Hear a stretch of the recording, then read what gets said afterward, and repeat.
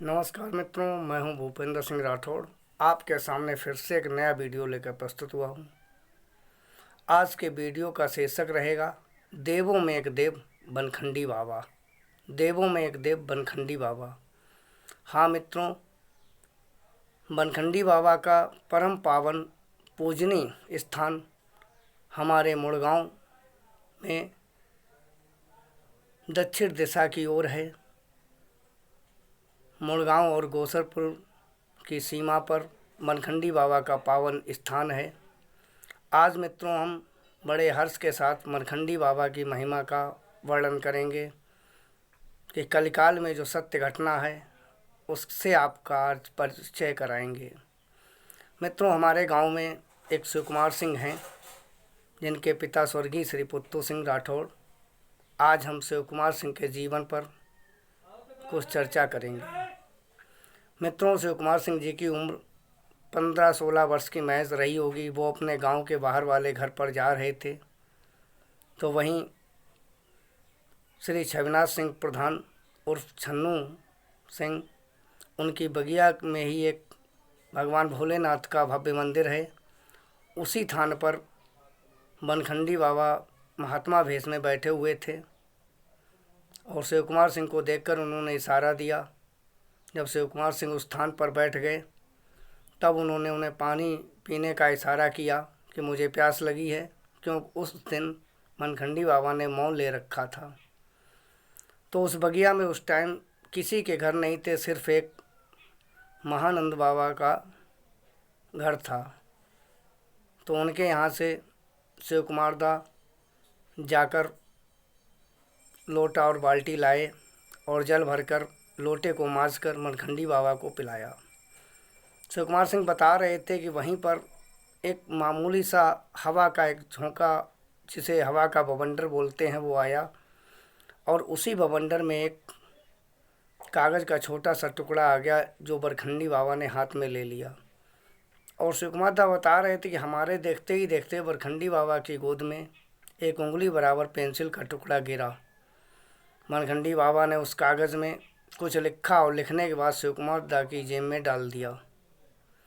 हुआ क्या मित्रों, शिवकुमार दा ने उस टाइम तो देखा नहीं कि इसमें क्या लिखा है, लेकिन दूसरे वाले घर पर जाते टाइम जब उन्होंने देखा तो उसमें लिखा था कि तुम 2 साल बाद परदेश जाओगे और परदेश जाने पर तुम्हें जेल भी होगी और हथकड़ी भी लगेंगी। पर्चा ये पढ़कर शिवकुमार दा को बहुत गुस्सा आया। उन्होंने कहा ये कैसे महात्मा है जो मतलब इन्होंने ऐसा लिख दिया, हमने तो कुछ पूछा भी नहीं था। लेकिन मित्रों, समय गुजर गया। 2 सालें गुजरने के बाद शिवकुमार दा ये भूल भी गए थे किसी महात्मा ने ये पर्चा भी लिखा था कभी। शिवकुमार दा सिकंदराबाद में भर्ती हो गए। फर्जी डॉक्यूमेंट पाए जाने के कारण उन्हें क्वार्टर गार्ड की सज़ा हुई। क्वार्टर गार्ड की सज़ा होने पर उन्हें उन महात्मा की वो बात याद आई कि ये तो बात पर्चे में पहले ही उन महात्मा ने लिख दी थी। वो एक दिन क्वार्टर गार्ड में सोच में पड़े हुए थे, बनखंडी बाबा का सुमिरन कर रहे थे। इतने में ही शीशम बहुत तेज़ हली और 2 आवाज़ें दी उनको, शिवकुमार सिंह शिवकुमार सिंह। उन्हें लगा कि जैसे ये आवाज़ मेरे पिताजी ने दी है। उन्होंने उठकर संतरी से कहा कि लगता है मुझे मेरे पिताजी आए हुए हैं। लेकिन मित्रों, संतरियों ने उन्हें धैर्य बंधाया, बोले कि तुम्हारे पिताजी यहाँ नहीं आए, कोई नहीं आया है, ना किसी ने आवाज़ दी है, आपको ये भ्रम हो गया है। मित्रों, शिवकुमार दा की जब पहली तारीख पड़ी कचहरी में तो पहली तारीख में उन्होंने क्या देखा कि सफ़ेद वस्त्रों में एक बहुत बड़ा व्यक्ति सफ़ेद साफा पहने हुए उनके पास से निकले और उनकी तरफ मुस्कुराते हुए निकले। उसके बाद वो जज के ठीक पीछे जाकर खड़े हो गए। 5 मिनट तक जज के पीछे खड़े रहे। शिवकुमार दा अकेले जेल में बंद नहीं थे। रतनपुर के ज्ञान सिंह वो भी शिवकुमार दा के साथ ही बंद थे। तो शिवकुमार दा ने ज्ञान सिंह से कहा कि देखो, ऐसा आदमी होना चाहिए तो शायद प्रदेश में हमारी आपकी मदद हो सके। उन्होंने कहा कैसा? बोले वो जज के पीछे खड़े हुए हैं, सफ़ेद साफा पहने, सफ़ेद धोती में। ज्ञान सिंह को नहीं दिखाई दिया। उन्होंने कहा जीजा आप झूठ कहते हो, आपको पता नहीं कैसे दिखाई देता है, हमें नहीं दिखाई देता है। कोई बात नहीं मित्रों, उस तारीख से फिर शिव कुमार दा वापस आ गए। हुआ क्या, उसी रात वो फिर रो रहे थे, वरखंडी बाबा का सुमिरन कर रहे थे। अचानक रात को क्वार्टर गार्ड में जहाँ संतरी बैठे हुए थे वो गेट अपने आप खुल गए और वनखंडी बाबा उनके पास जाकर खड़े हो गए। जब शिव कुमार दा ने सफ़ेद वस्त्रों में इतने विशाल पुरुष को देखा, वो समझ गए कि ये वनखंडी बाबा ही हैं। उन्होंने उनके पैर पकड़ लिए तो वनखंडी बाबा ने कहा, शिव कुमार सिंह तुम परेशान मत हो, मैं तुम्हारी इधर मदद करूँगा। उसके बाद वो चले गए।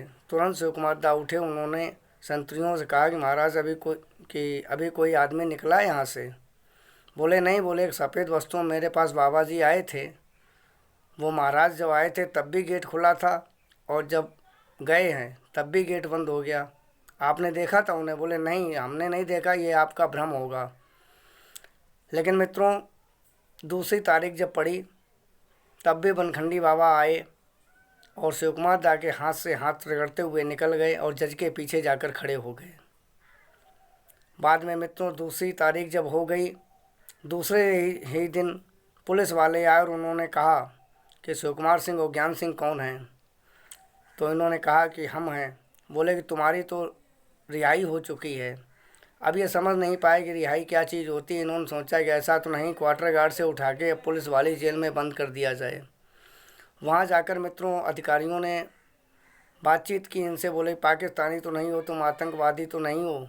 3 अफसरों में एक अफसर ज़्यादा इन पे संशय कर रहा था, बातचीत कर रहा था। शिव कुमार दा बताते हैं कि उसी समझ मेरे देखते देखते एक हवा आई और उस हवा ने उस अधिकारी को बीमार कर दिया। उस दिन हमारी बातचीत स्थगित हो गई।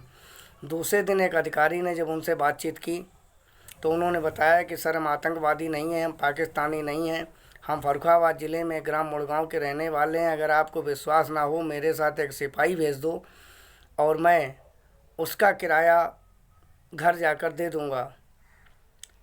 फिर उसने कहा कि शिव कुमार सिंह तुम आतंकवादी नहीं हो, लेकिन तुम्हारे दोनों लोगों के पिताजी यहाँ तुम लोगों को छुटाने आए थे। शिव कुमार सिंह ने कहा कि सर हमारे पिता पहली बात तो बहुत वृद्ध हैं और कोई चिट्ठी चपाती भी हमने नहीं भेजी, उन्हें पता भी नहीं था, तो वो यहाँ छुटाने कैसे आएंगे?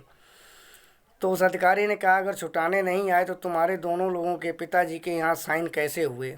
जमानत उन्होंने ही ली है तुम्हारी। शिव कुमार दा बहुत सीधे साधे व्यक्ति हैं। उन्होंने कहा कि नहीं सर वो छुटाने नहीं आए। तब अधिकारी को समझ में आ गया। उसने कहा शिव कुमार सिंह तुम जिसकी भी पूजा करते हो आखिर वो तुम्हें छुटाने आया होगा।